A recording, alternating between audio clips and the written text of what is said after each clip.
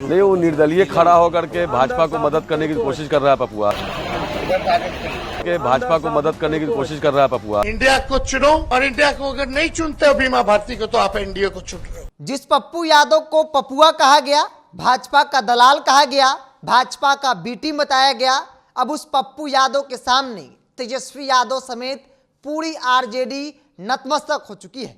नमस्कार, the India top देख रहे हैं, मैं हूं आपके साथ बिरजू सिंह। याद कीजिए, पूर्णिया का लोकसभा चुनाव आरजेडी की तरफ से बीमा भारती चुनाव लड़ रही थी, और तब आरजेडी के नेता गांव-गांव में जाकर पप्पू यादव को लेकर जिस तरीके से प्रचार प्रसार कर रहे थे, जिन शब्दों का प्रयोग कर रहे थे, वो कहीं से शोभनीय नहीं था।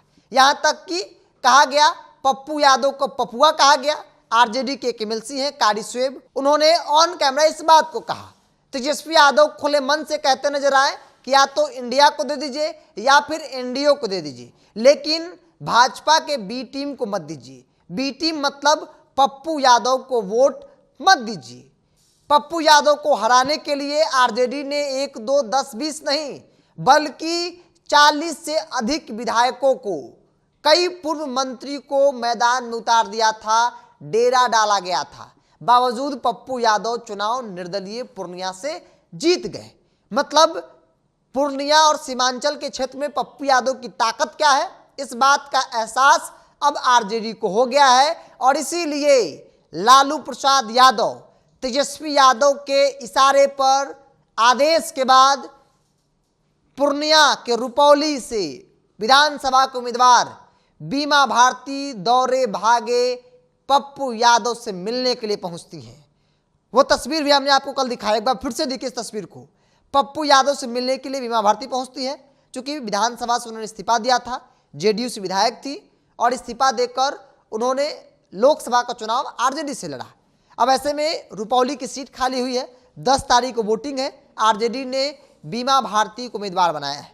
अब बीमा भारती को ऐसा लग रहा है कि भाई मेरी राजनीति, मेरी पार्टी की राजनीति पप्पू यादव के सामने कुछ नहीं है।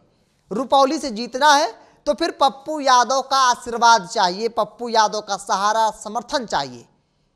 और इस बात को लेकर वो अपने पार्टी के लाकमान के पास पहुंचते हैं, जिसके बाद सूत्र बता रहे हैं कि लालू प्रसाद यादव, खुद तेजस्वी यादव ने बीमा भारती से कहा कि अगर रुपौली से चुनाव जीतना है, पूर्णिया के क्षेत्र में राजनीति करनी है, तो फिर पप्पू यादव का आशीर्वाद लेना पड़ेगा, समर्थन लेना पड़ेगा, क्योंकि पप्पू यादव की ताकत का एहसास सबको हो गया है। सीमांचल के क्षेत्र में जहां आरजेडी के लिए बड़ा संकट है, अब उस संकट से पार पाने के लिए पप्पू यादव का सहारा धीरे धीरे आरजेडी लेनी शुरू कर दी है।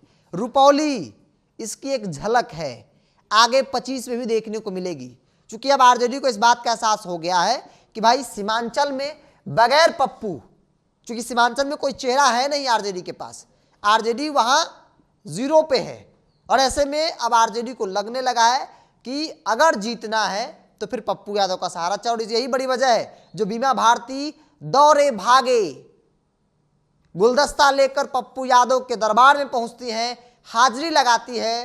पप्पू यादव भी चौंक गए होंगे कि आखिर कैसे हुआ, लेकिन राजनीति है, यहां कुछ भी हो सकता है। हालांकि पप्पू यादव ने इस पर भी कोई प्रतिक्रिया नहीं दी है कि वो बीमा भारती का समर्थन कर रहे हैं या फिर नहीं कर रहे हैं। कहा जा रहा था कि पप्पू यादव शंकर सिंह का समर्थन करेंगे, लेकिन अब तक उन्होंने अपने पत्ते नहीं खोले हैं। बीमा भारती भी दरबार में हाजिरी लगा चुकी है। अब पप्पू यादव को तय करना है कि क्या वो आरजेडी के बीमा भारती को समर्थन सपोर्ट करेंगे या फिर नहीं करेंगे। बहरहाल देखने वाली बात होगी। आपकी क्या राय है, आप अपनी राय को कमेंट्स बॉक्स में रखिए। अगर आप मेरे चैनल को यूट्यूब पर देख रहे हैं तो सब्सक्राइब कर लीजिए, फेसबुक पर देखें तो पेज को लाइक और फॉलो कर लीजिए।